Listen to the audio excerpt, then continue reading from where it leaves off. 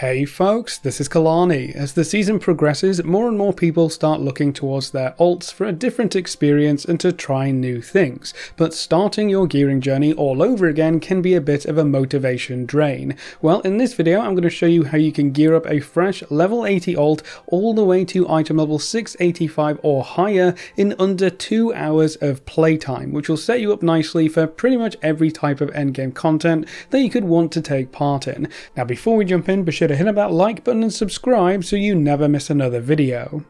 The first thing you'll want to do is to get your Reshirap's cloak and upgrade it. So head on over to Locust Walker in Dornagal, start the story quests, pop through to Tazavesh and skip over the campaign quests. Then you can just fly on over to Overlook Zoshul and ask Hashim for your Reshirap's cloak. If you've been keeping up with your thread acquisition on your main, you should be able to upgrade your alt's cloak straight to item level 730, so go ahead and do that. That is your cloak slot item sorted for the rest of this expansion.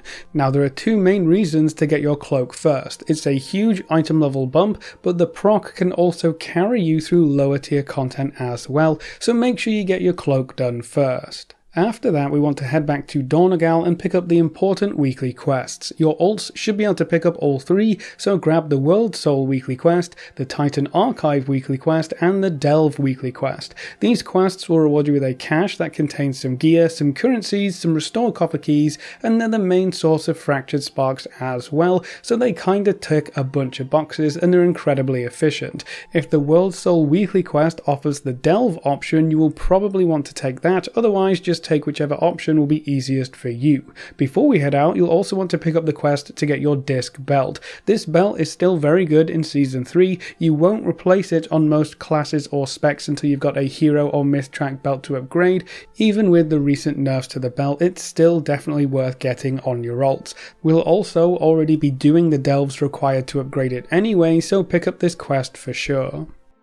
The next thing you want to do is just head on over to your favourite delve and we're going to knock out 3 tier 1 delves really quick. I like Fungal Folly because it's usually really quick. As you complete the delves, make sure you pop back to Dornagal to hand in your belt quest and pick up the next upgrade quest. That's the only annoying part about this. You do need to go back to Dornagal in between each delve run to keep upgrading your belt, but it will be worth it in the long run. This also means that any delve close to Dornagal is going to be that bit faster, which is another reason to spam Fungal Folly. Now running 3 tier 1 delves is going to do a few things. First, it completes the 3 delves important quest as well as the Titan Archive important quest, so that's 2 birds with 1 stone, but you'll also get your belt and upgrade it twice, so that's another piece of gear more or less squared away. You also have a chance to loot fractured sparks of starlight at the end of each run, which will help us out a bit later on.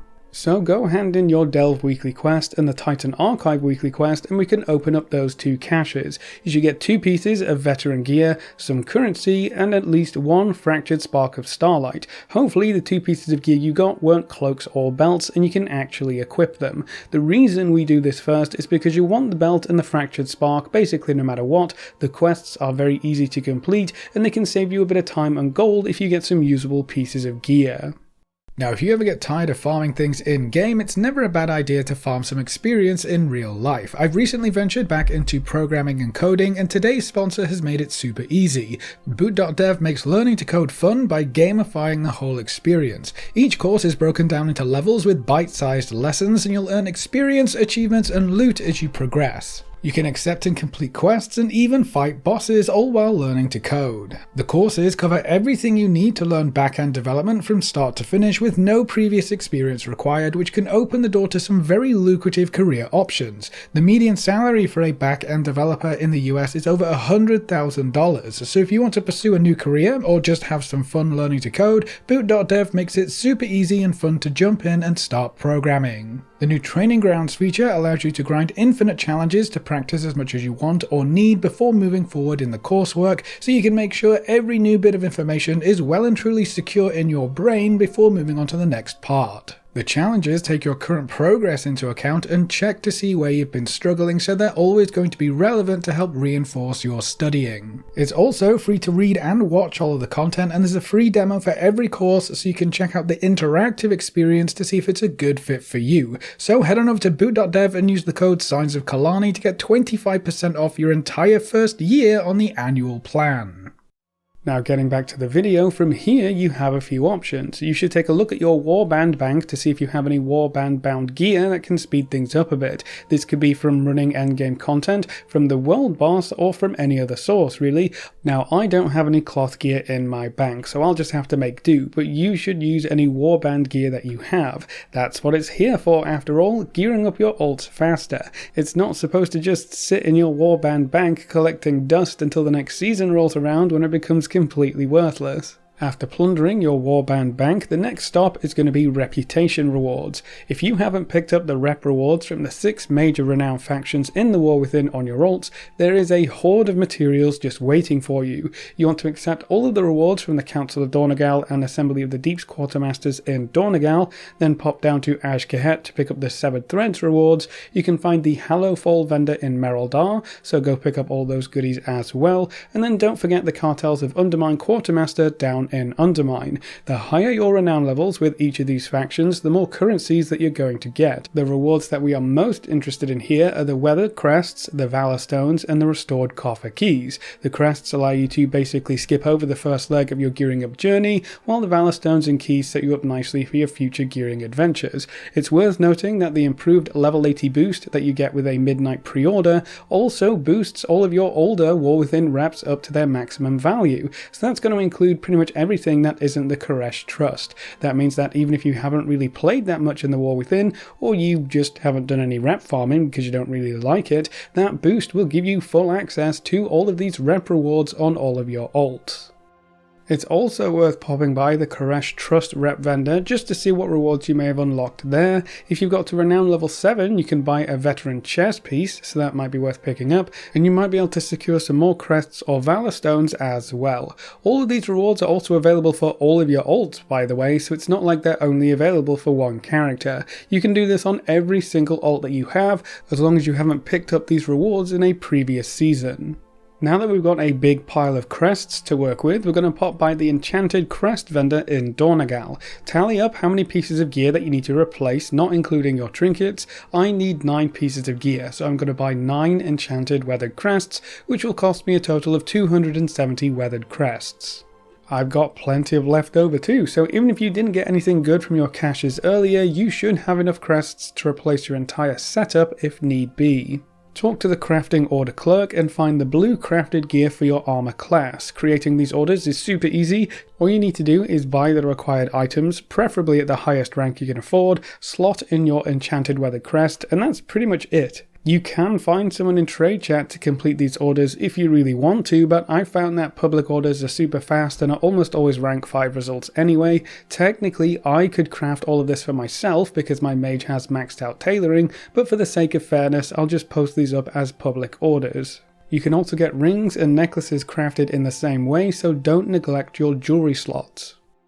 You also always want to add a missive to your crafting orders as well. Not only does this let you choose the stats on your piece of gear, but crafting with missives usually requires further specialization in the profession trees, which means that the person picking up your order should have a pretty decent skill level, which increases the chance of you getting rank 4 or rank 5 items crafted.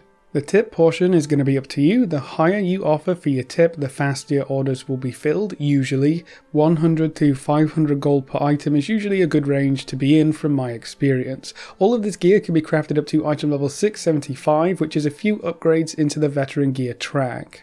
Now, if you've progressed far enough through the seasonal delve track, you can also buy Warbound veteran gear from the delve vendor for undercoins. Personally, I think the crafted gear approach is easier, faster, and cheaper in terms of seasonal currencies. You still have to upgrade veteran gear a few times to match the item level of this crafted gear, which costs valor stones and crests. And then you're also spending a lot of undercoins getting gear from the delve vendor too, but ultimately it's going to be up to you.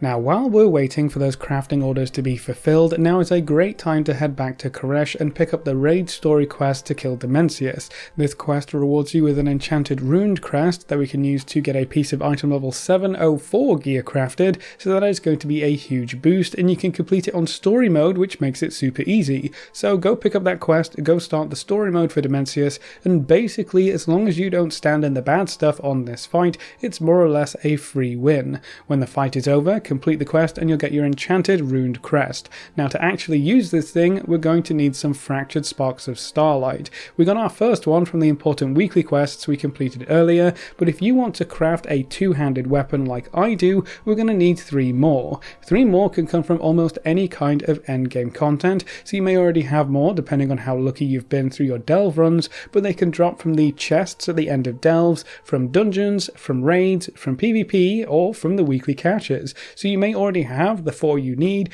but if you're like me and you didn't get any extras whatsoever, we are going to need to do a little bit more legwork. Hopefully that little Dimensius detour was enough time for your crafting orders to be filled. If not, you may have to cancel them and offer up a larger tip, or just wait a bit longer. When they're done, grab everything from the mailbox and equip it. With our crafted gear orders completed, we're looking pretty good already.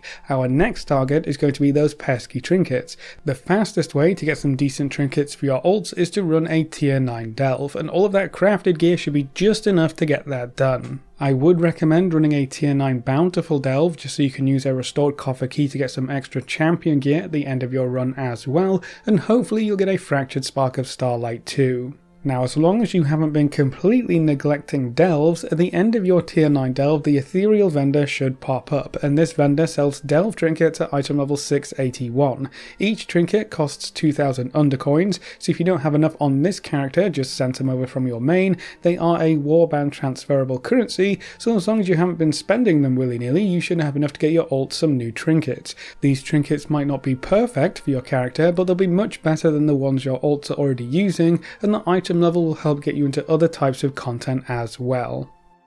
The last thing we're going to do is craft a weapon. So if you don't have your sparks collected yet, you want to run some more tier 8 bountiful delves for the chance at a gear upgrade and a fractured spark, or you can hop into LFR. Raid bosses seem to have a higher chance to drop the fractured sparks, so that's probably a good option if you're struggling to get your catch-up sparks. LFR isn't that great for gear in terms of item level though, but you can pick up some powerful trinkets, special items or tier gear, so it could be worthwhile if you get lucky.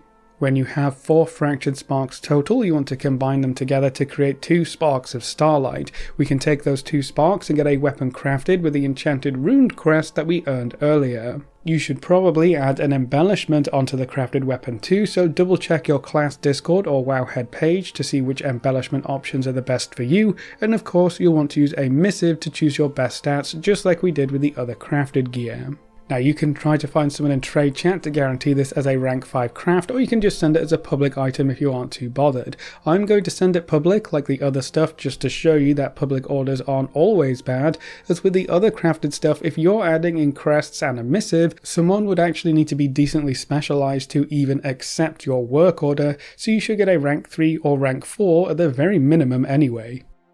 Our weapon came back at rank 5, so that's a shiny new 704 weapon to equip, which bumps our item level up to 685. If you end up getting some gilded crests later on, you can upgrade this crafted weapon up to 720, so it's still got a bit of potential left to be unlocked. And that's pretty much it. We're at item level 685 in less than 2 hours playtime. On this character, I got lucky in some instances and quite unlucky in others. The main factor is going to be those fractured sparks and how quickly you can pick them up, but they shouldn't take that long overall. At this point, you're just joining everyone else in the good old gear grind. You can keep doing tier 8 bountiful delves to collect some more champion gear to replace your crafted stuff, and all of that can be upgraded up to 704. You can also get champion gear from Mythic plus 2 to 5, and both of these activities will also be supplying you with Valor Stones and runed crests to upgrade your gear a bit further. If you want hero gear, you're looking at the weekly vault. You can get 1 piece per week if you're running tier 8 delves. The Delver's Bounty map also opens up another piece of hero gear per week. You can only get 1 map per week, so if you're mainly focusing on solo player friendly content, those are your 2 best sources of hero gear. You'll also want to push up to tier 11 delves to get the gilded crests from clearing 3 tier 11 bountiful delves per week, so you can fully upgrade your hero gear when you do get your hands on it. And then if you want a more reliable source of hero gear, you can farm Mythic plus 6 keys, and then if you push up to plus 7 keys, you can also reliably farm gilded crests as well. So Mythic plus dungeons will always be faster when it comes to gearing up. It's just going to depend on what kinds of content that you want to take your ult into. But that's how you can gear up your alts to 685 and higher in less than 2 hours, so that's it for this video. How are you finding playing multiple characters in Season 3 so far? Do you think gearing up alts should be faster and easier, or is it already too easy to get caught up? Leave all your thoughts in the comment section below. A big thank you to all of our supporters over on Patreon and to all of our members here on YouTube. You can see the names floating by on screen. If you're interested in supporting the channel, you can find the links in the description or click the join button just below the video. If you enjoyed the video or found it useful in any way, make sure to subscribe and ring that notification bell so you're always kept up to date. Thanks for watching, folks. Good luck and have fun, and as always, I will see you next time.